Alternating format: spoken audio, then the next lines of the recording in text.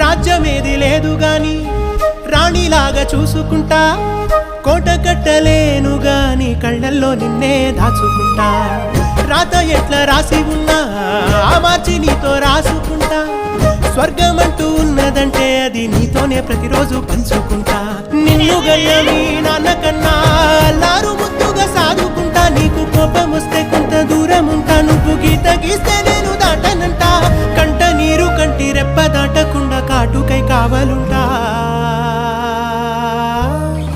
రాంబాయి నీ మీద నాకు మనసాయనే.